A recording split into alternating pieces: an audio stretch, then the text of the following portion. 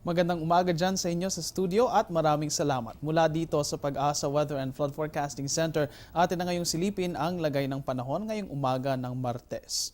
Mga kaibigan, simulan po natin iyan sa pamamagitan ng pagkalap natin ng update tungkol dito sa low pressure area sa may silangang bahagi ng Pilipinas. Sa kasalukuyan, ayon sa latest update ng Pag-asa, ang low pressure area na ito ay nasa layong 990 kilometers east ng Apari, Cagayan at ito nga ay nagpapatuloy sa paggalaw nito kanluran, pahilagang kanluran o west-northwest. Hindi naman tinataya na tatama ito sa kalupaan, bagamat ito nga ay nakakaapekto indirectly dito sa ating weather conditions dahil hinahatak nito ang southwest monsoon o ang hanging habagat papasok dito sa may kanlurang bahagi ng bansa kung saan ito ay nagpapaulan dito sa may western parts ng Pilipinas ngayong araw na ito. Ang low pressure area po na ito, mga kaibigan, ay hindi pa naman inaasahan na lalabas ng bansa sa mga susunod na oras at araw, ngunit ang paggalaw nga nito ay umiiwas nga dito sa ating landmass. Kaya wala naman tayong inaasahang direct effect niyan dito sa ating kalupaan.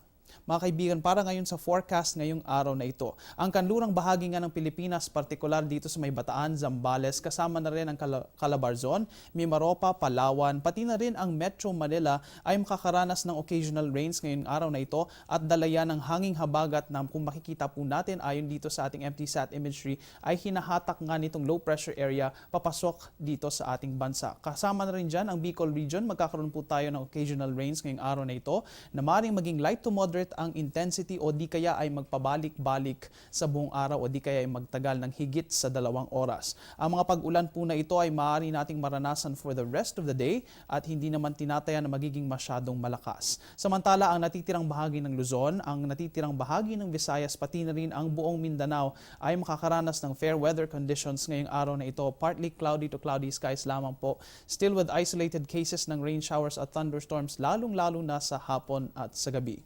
Mga kaibigan, dahil umiihip nga itong hanging habagat dito sa may bahaging ito ng bansa, pati na rin ang presensya ng low pressure area dito sa may silangang bahagi ng Pilipinas ay nagtaas na rin ng gale warning ang Pag-asa sa ilang seaboards dito sa ating bansa.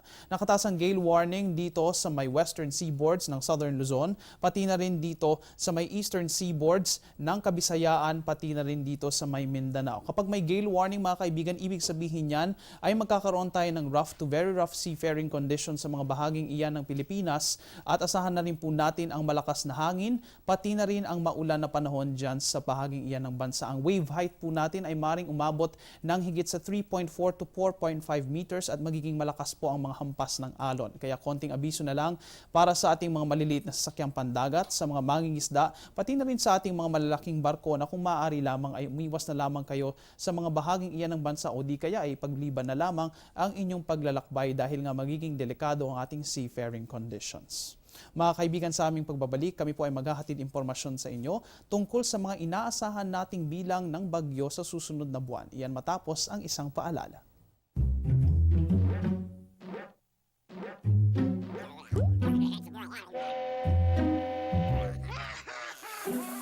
Worried kung nasaan ang package mo? Sa Air 21, worry-free! May real-time SMS updates kaya alam mong status ng padala mo every step of the way. Why worry? Pwede namang worry-free. Sa Air 21, sagot ko, padala mo.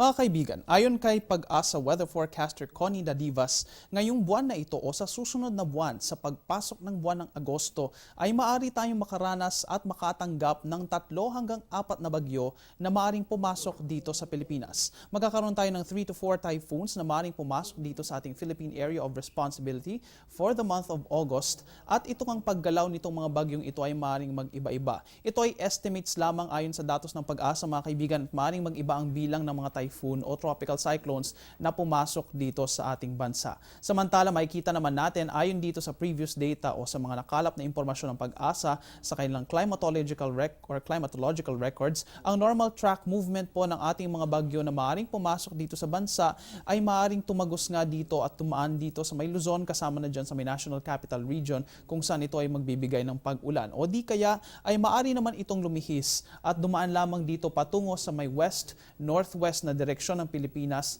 at umiwas sa pagtama sa lupa. Mga kaibigan, itong ang track movements na ito ay ayon sa nakalap na datos ng Pag-asa sa mga nakaraang taon at ito nga ay maaari ring mag-iba-iba at depende pa yan lalong-lalo na't maaari na nating maranasan ang epekto ng El Nino conditions na siya rin nakakaapekto sa behavior at sa pag-ugali nitong ating mga bagyong maaari nating matanggap dito sa Philippine Area of Responsibility. Magbibigay naman ng continuous updates ang Panahon TV tungkol sa mga ating tropical cyclones na maaaring pumasok dito sa bansa kaya manatili po kayo nakaantabay dito sa telebisyon ng Bayan.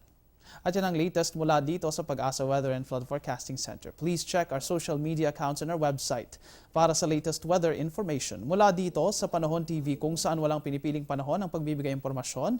Ako po ang inyong weather guide, Earl Figuracion. Magandang umaga sa inyong lahat. Balik sa inyo sa studio.